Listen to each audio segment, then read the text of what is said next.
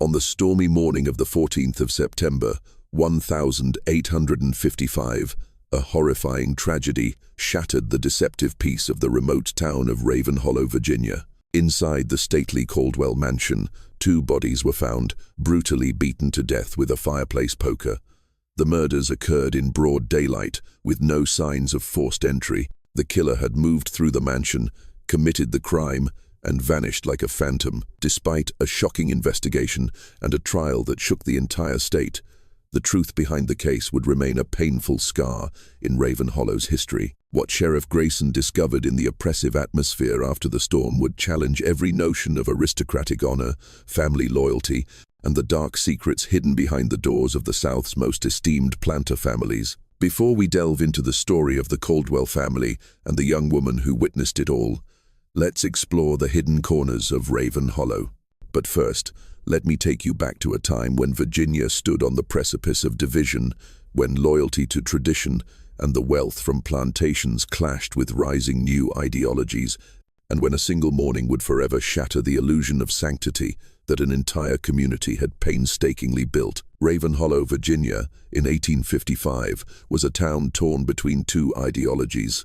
The planter class, who had built their fortunes on vast tobacco fields and the labor of slaves, now felt a growing unease at the increasingly loud calls for abolition from the North. They called this place the Gilded Valley, a place where social order was maintained by power and tradition, where the future of black people was decided by the will of their masters, and where wealth was measured in the number of slaves and the acreage of land. The Caldwell mansion stood on a hill overlooking the valley like a fortress of Southern tradition and power, a stubborn assertion against the winds of change. Edward Caldwell had built his enterprise in the way of his father, from fertile tobacco fields and ruthless land deals. By 1855, he was one of the wealthiest planters in the region, his power built more on fear than respect. At 58, his tall frame and cold blue eyes could make even the most seasoned overseers tremble when reporting their work. His wife, Lillian, was his second, an arranged marriage to consolidate an alliance between 2 planter families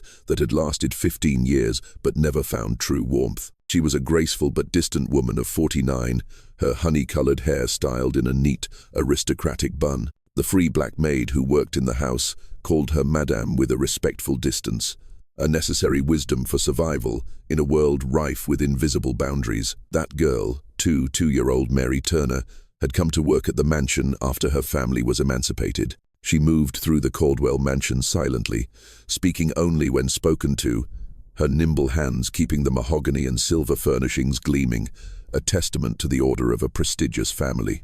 She had quickly learned to navigate the turbulent undercurrents of the Caldwell family's relationships, especially the tension between the master and his 2 children from his first marriage. Nathaniel Caldwell, 27, the eldest son, possessed a sharp intellect overshadowed by a hot temper and resentment. He hated his father's control and the presence of Lillian, whom he believed was slowly usurping his inheritance. His sister, Eleanor, 16, was a quiet, observant girl who often sought the solitude of the attic to draw. Her timid exterior concealed a surprising astuteness about the conflicts simmering within the family. The 2 siblings had never truly accepted Lillian, calling her by her first name with a formal air, even after more than a decade. This was not just distance. It was a subtle resistance that had gradually poisoned the atmosphere of the mansion. Mary had witnessed dinners that were terrifyingly silent, seen Nathaniel and Eleanor exchange meaningful glances whenever Lillian spoke, and felt the weight of secrets pressing down on the thick walls of the house, as heavy as the air before a thunderstorm. The autumn of 1855 was particularly tense. Rumors of slave revolts in neighboring counties spread like wildfire, whispers of abolitionists operating secretly in the region. The Caldwell family felt pressure from all sides. The fall in tobacco prices, rising political tensions, and above all, the irreparable rift within their own mansion. In the weeks leading up to the 14th of September, that rift had become a dangerous chasm. Family arguments grew more frequent and fierce. The house staff had heard Nathaniel arguing heatedly with his father about inheritance rights, about lands he believed should belong to him and not Lillian. The butler later recounted seeing the lights in Mr. Edwards' study burning late into the night, harsh voices echoing through the grand hallways. Mary Turner tried to be invisible during these confrontations, But in a mansion where every wall seemed to have ears, privacy was a luxury. She knew that Mr. Edward was considering changing his will, that he had discussed selling a portion of land that would significantly reduce Nathaniel's inheritance. She knew of the contempt Nathaniel held for Lillian, of his increasingly reckless behavior, of conversations that fell silent the moment she entered a room to clean. What she didn't know was that they were all on the brink of a tragedy that would turn personal resentments into a shocking murder case. The morning of the 14th of September dawned with a gathering thunderstorm, the humidity of the coming rain making the air heavy and oppressive. Mary was up before sunrise, stoking the kitchen fire and preparing breakfast for a family where silence had replaced conversation. The tension in the mansion was so thick it was palpable, cold and sharp as a knife's edge. Mr. Edward's lawyer, Mr. Fitzpatrick from Richmond, had arrived the previous evening, a small man with thick glasses and a perpetually worried expression. He was there to finalize paperwork, but Mary had overheard enough brief exchanges to know his visit was directly related to the change in the will and land sale contracts. His presence was like pouring oil on an already smoldering fire. At breakfast, the family gathered in the dining room for their last meal. Mr. Edward sat at the head of the table, reviewing legal documents with the resolute expression of a man who had made his final decision. Lillian poured tea, her movements elegant but fraught with tension. Nathaniel barely touched his food, his eyes darting from his father to Eleanor, who sat silently in the room. "He's becoming more defiant," Edward said to lawyer Fitzpatrick, his voice echoing in the room's silence. "He thinks he can challenge my decisions, interfere in my business. Yesterday, I saw him speaking with men from a rival plantation." Fitzpatrick nodded worriedly. "Disputes like these, Mr. Caldwell, rarely end well." When Nathaniel finally entered the dining room, his handsome face was tense with an emotion Mary couldn't quite identify. Resentment, certainly, but something else, a cold determination that made the maid's hands tremble as she cleared the dishes. Nathaniel's grey eyes swept the room with the intensity of someone surveying a battlefield, memorizing every detail for a coming confrontation. The family's conversation was stilted, filled with tense silences that Mary only partially understood. There was talk of tobacco contracts, of land sales, of decisions made without Nathaniel's consent. Mr. Edward's voice carried the finality of a general giving orders, while Lillian merely nodded in agreement. Nathaniel said not a word, but his silence was heavier than any argument. Around 9 a.m., lawyer Fitzpatrick announced he needed to go into town to post some documents. He said he would return in the afternoon to finalize his work with Mr. Edward. As he gathered his briefcase, Mary noticed he deliberately avoided Nathaniel's burning gaze. 20 minutes later, Mr. Edward left the mansion to inspect the far fields, a daily routine that had helped his family maintain their wealth and isolation from the outside world. He gave Lillian instructions about paperwork and reminded Mary to polish the silver set in the dining room, a task that would keep her downstairs for most of the morning. That left 3 people in the mansion: Lillian, Nathaniel, and Mary. Eleanor was still in the attic. One of them would be dead within the hour. Mary was carefully polishing each silver fork when she heard the first scream. It was piercing, cut off abruptly, but unmistakably Mrs. Lillian's voice. She stopped, her heart pounding in her chest, and listened. Nothing. The mansion was silent, save for the patter of the rain now beginning to fall outside the windows. She resumed her work, but her hands were now trembling.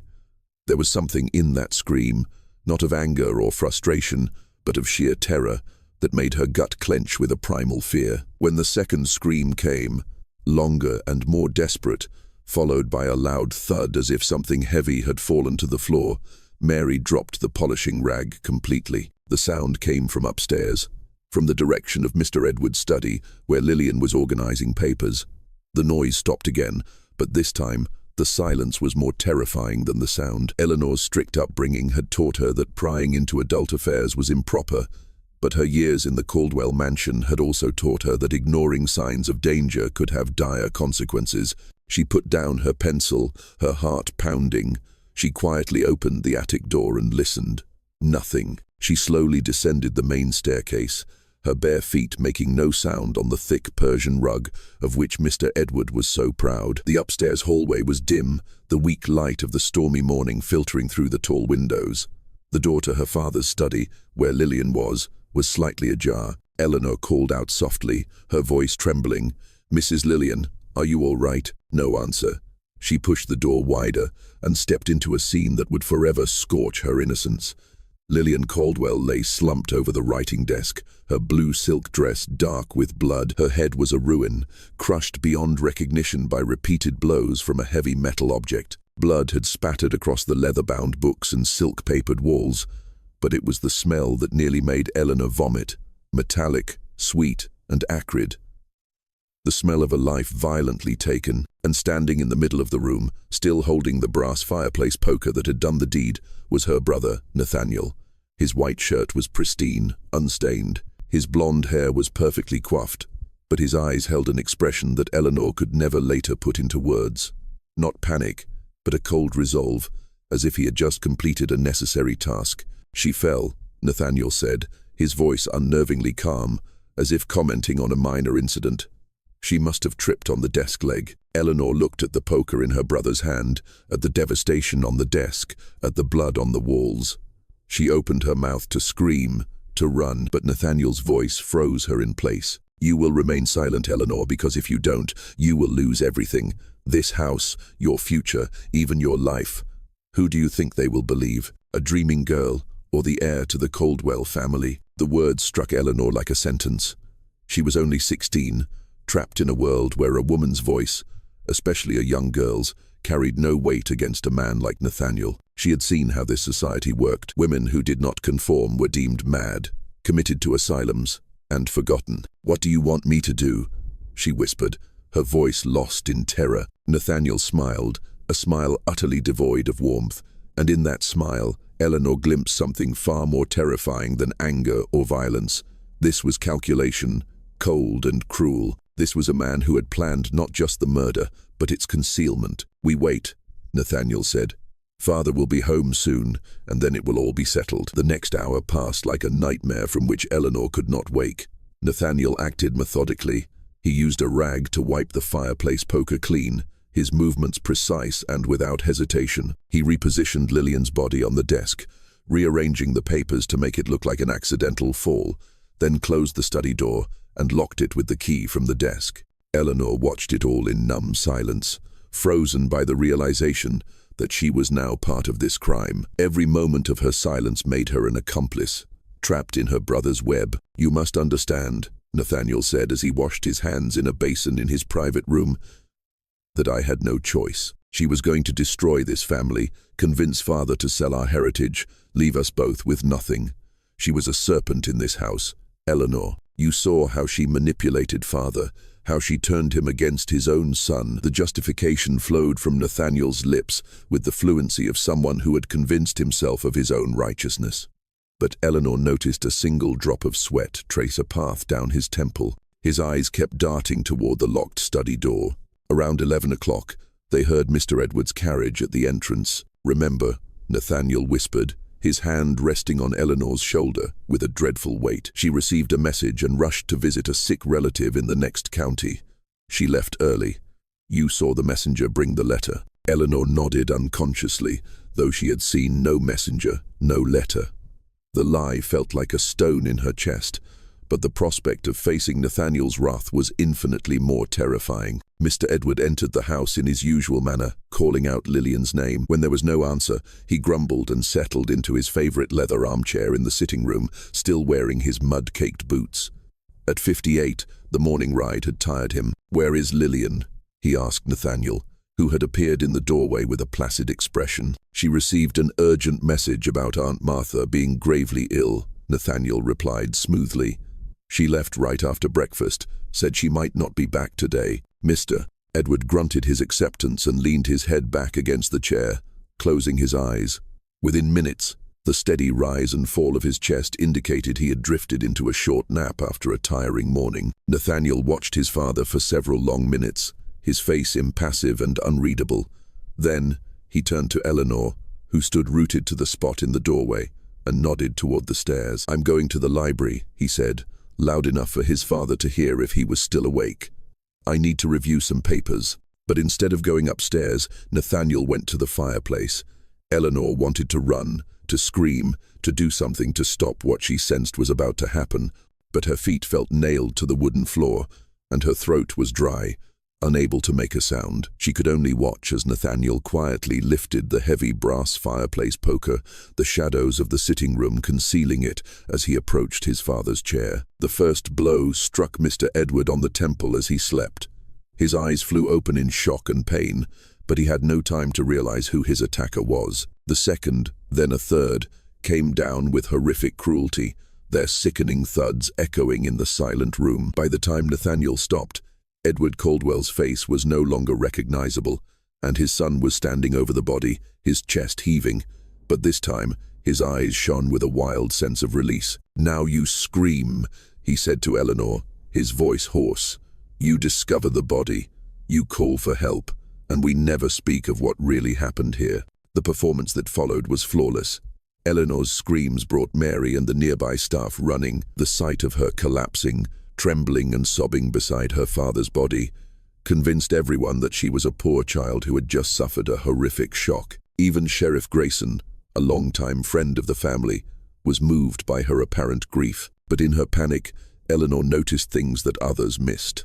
She saw Nathaniel's terrifying calm as he discovered the scene. She noticed how quickly he took command, giving orders to the staff and guiding the initial investigation. Most alarmingly, she observed that Nathaniel seemed to have a ready answer for every question, as if he had rehearsed this scene in his mind 100 times.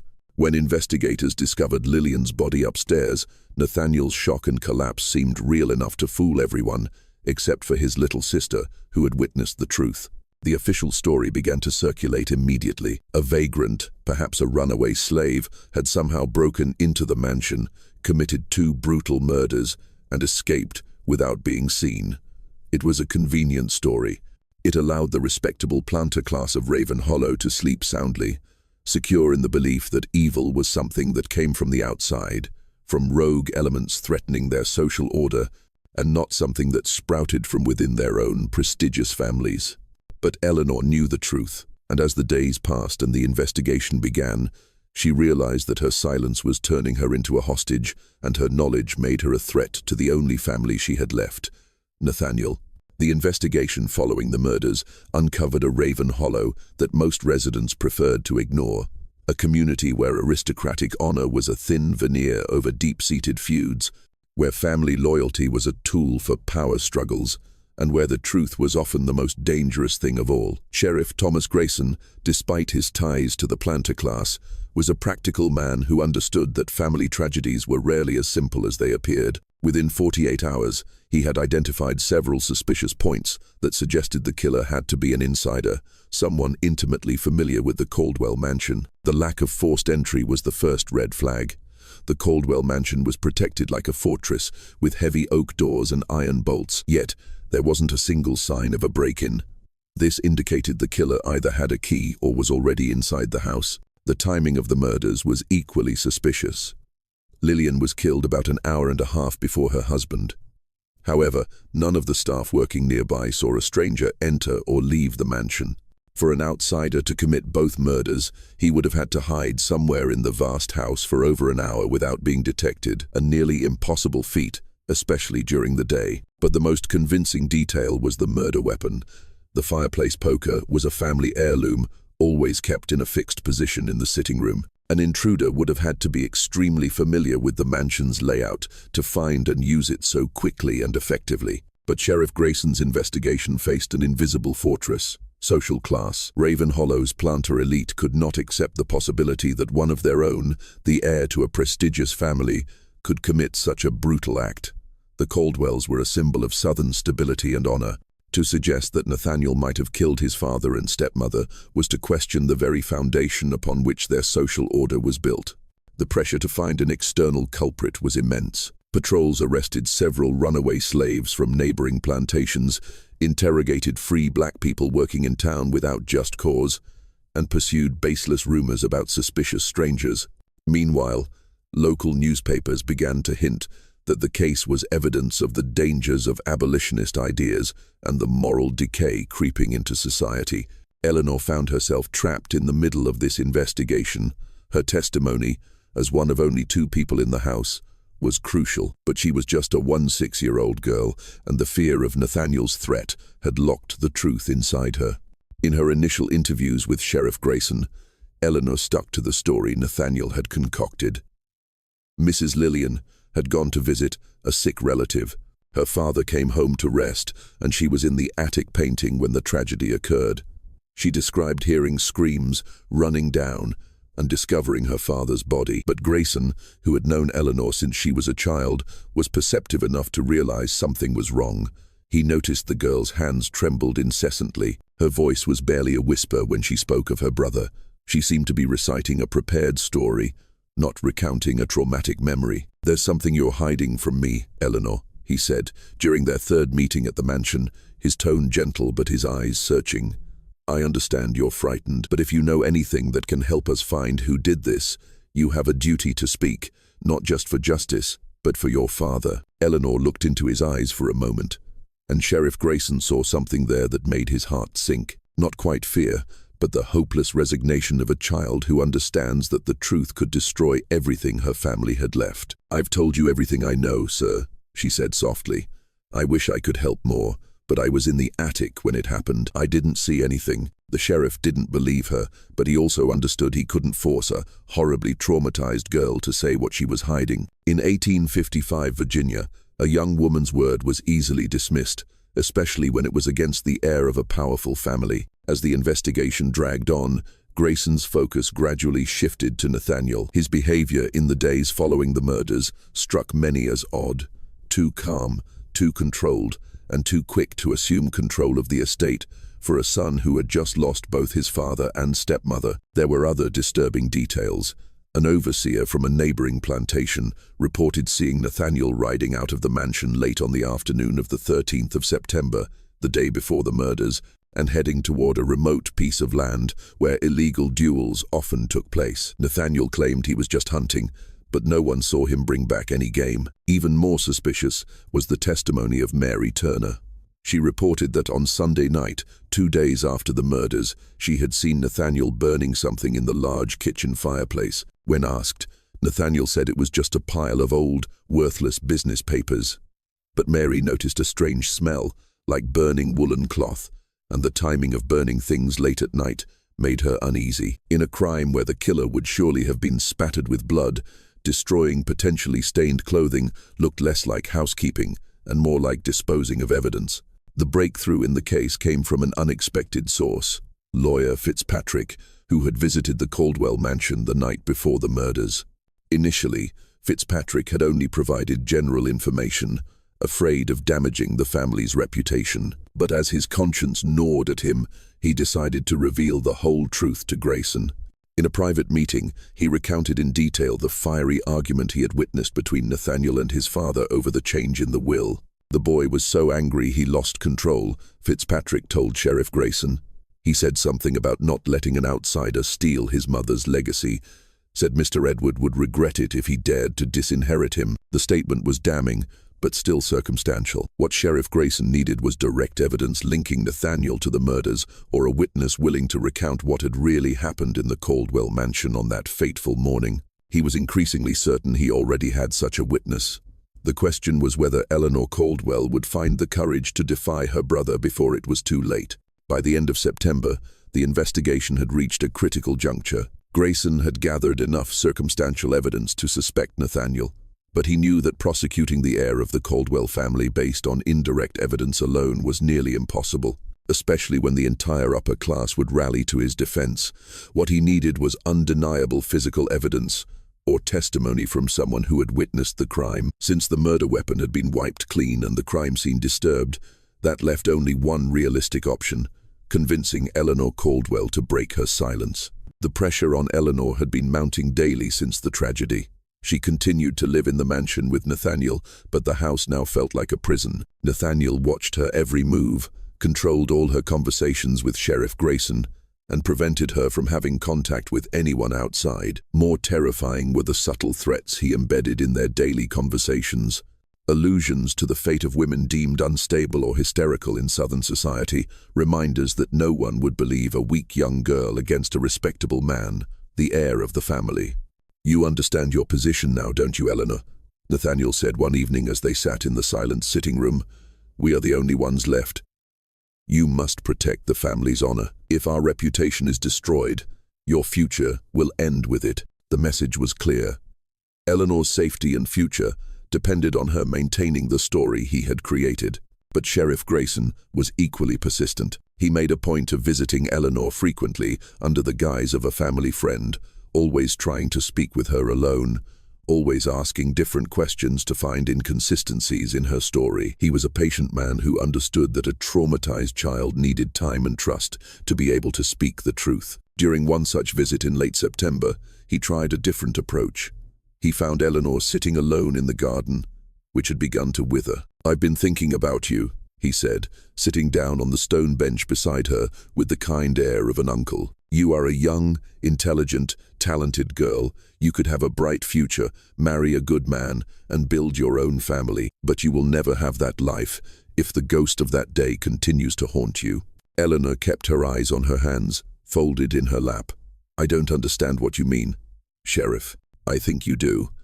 I think you know exactly what happened in that mansion, and I think you know that keeping silent about it will destroy you from the inside out. Maybe not today, maybe not next year, but eventually." He leaned forward, his voice growing more urgent. "Nathaniel did it, didn't he, Eleanor? And you saw him." For a moment, Eleanor's fragile facade cracked. Sheriff Grayson saw a flash of terror in her eyes. Her lips trembled, her breathing quickened. But then, as if by reflex, the mask of indifference was pulled back down. "No, sir," she said, her voice barely audible. "I told you what happened. I was in the attic. I saw nothing until I heard the screams." Sheriff Grayson studied her pale face for a long moment, then nodded slowly. "All right, but if you change your mind, if you decide you want to tell me the truth, you know where to find me. And, Eleanor, when this matter comes up, you will be the key witness. Everyone will want to hear your story. Think carefully about which version of events you want to live with for the rest of your life."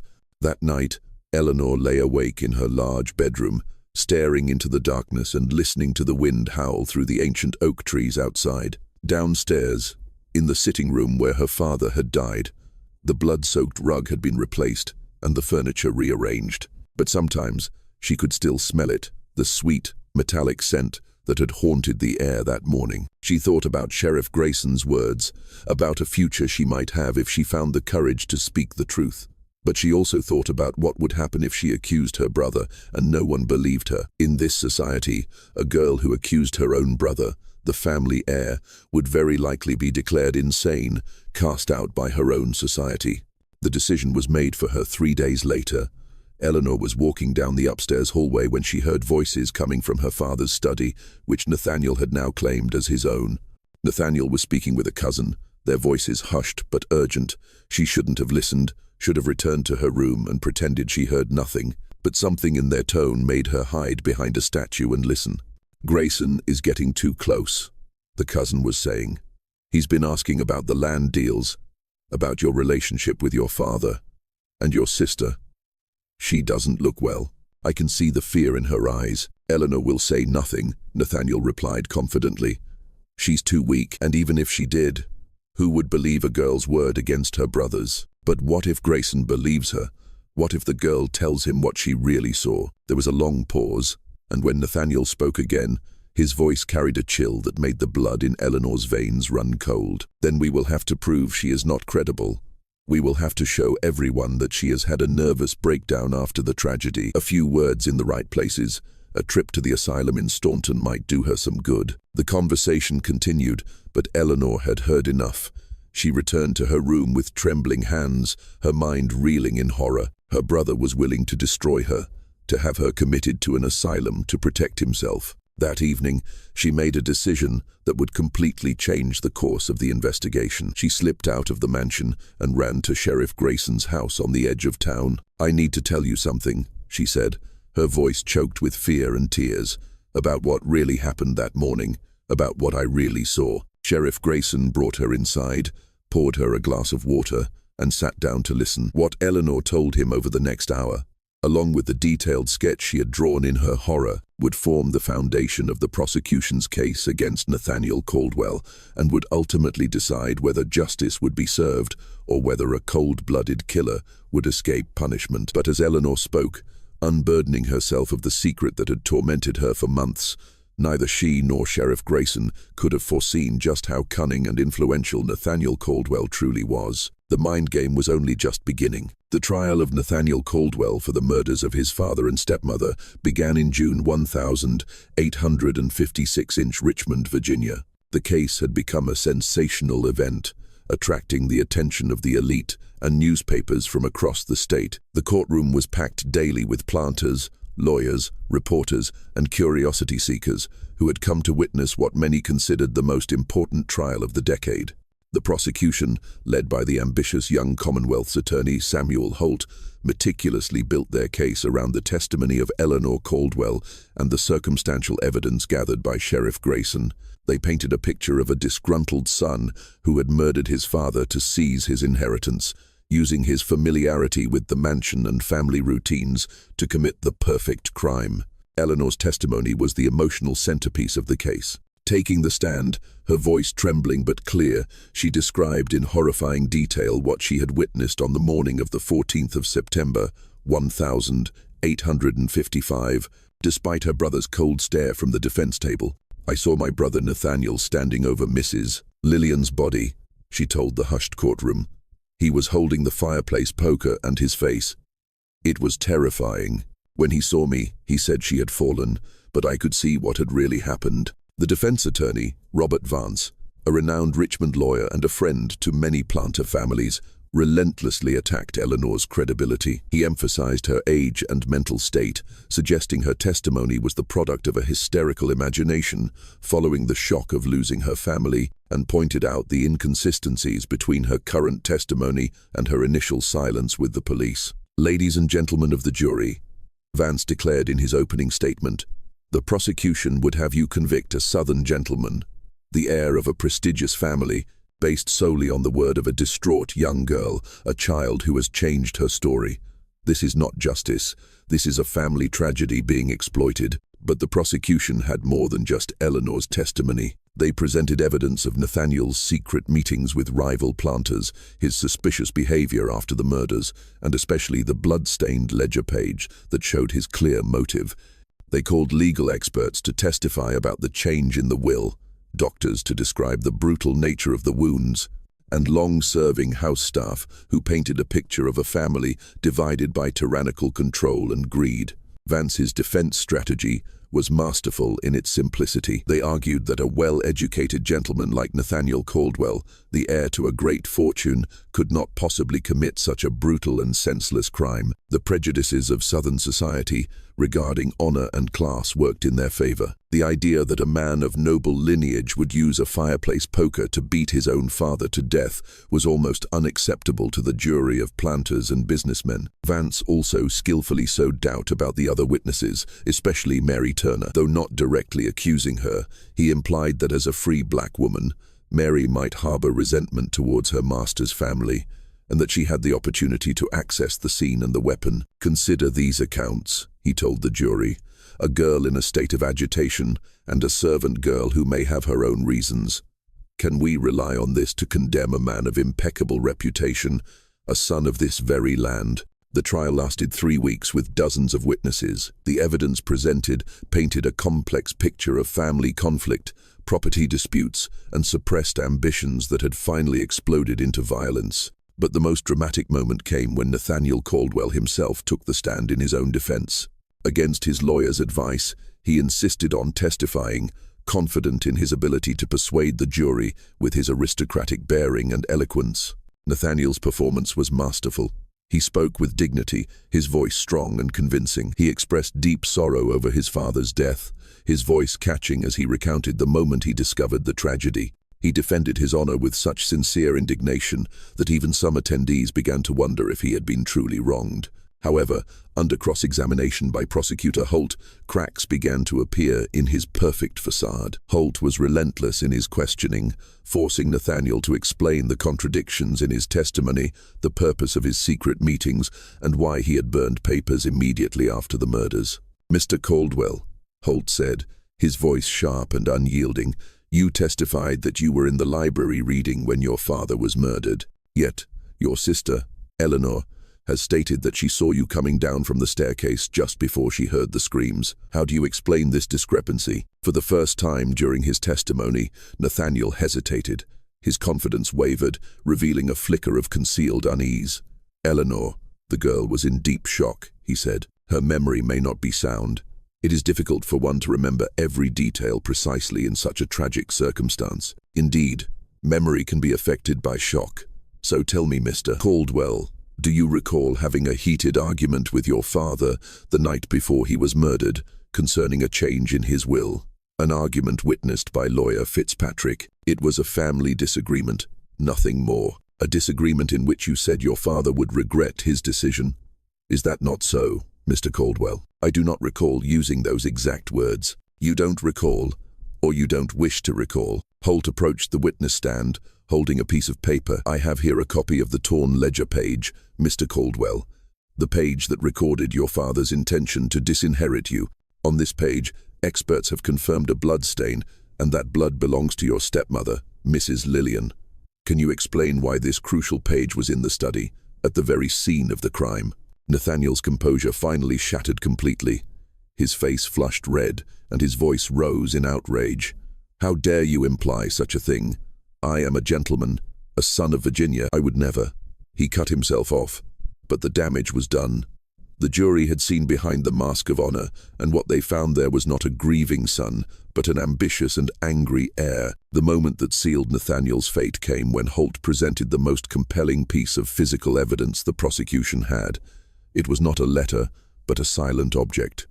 Eleanor's sketch. With the court's permission, Holt announced, "I would like to present this evidence. This is a drawing made by Miss Eleanor Caldwell on the morning of the 14th of September, immediately after the tragedy occurred. The drawing, done in charcoal on an old piece of paper, was rendered with a trembling hand, yet it contained chillingly accurate details. It depicted the study, Lillian's body slumped over the desk, and a tall male figure standing nearby, holding a long, slender object, the fireplace poker. Most importantly, on the finger of that figure, Eleanor had drawn a ring with a family crest, the very ring Nathaniel was wearing at that moment. This drawing, Holt said, his voice resonating, was made by a terrified witness, a 16-year-old girl.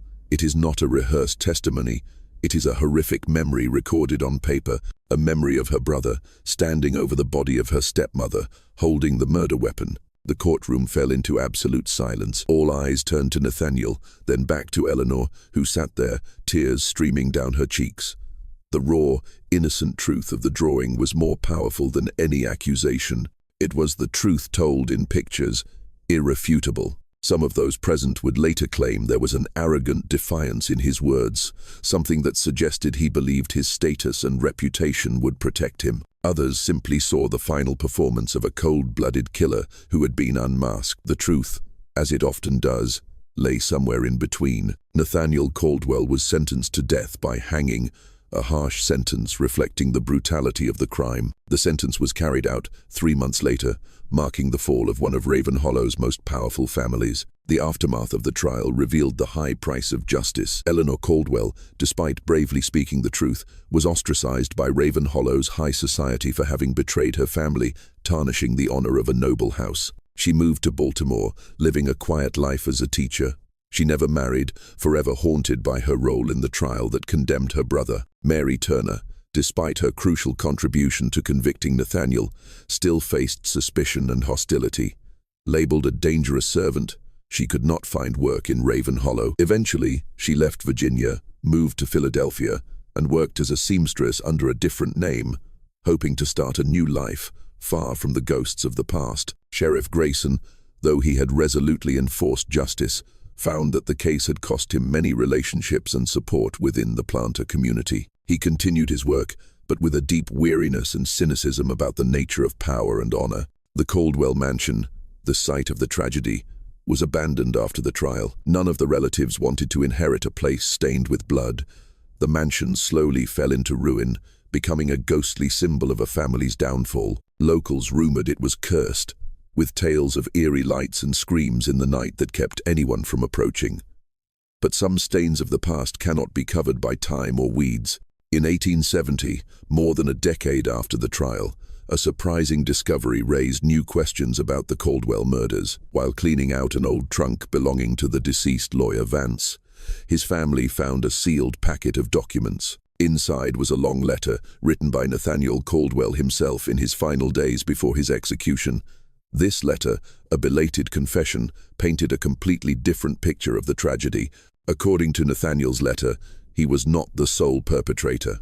Eleanor, his small, timid sister, was his accomplice. The motive was not simply property, it was far more personal and dark.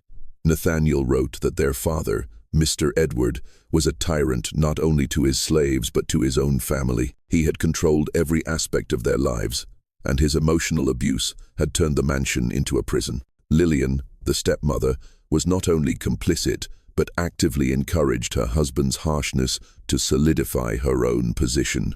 "We had no way out," Nathaniel wrote in the letter.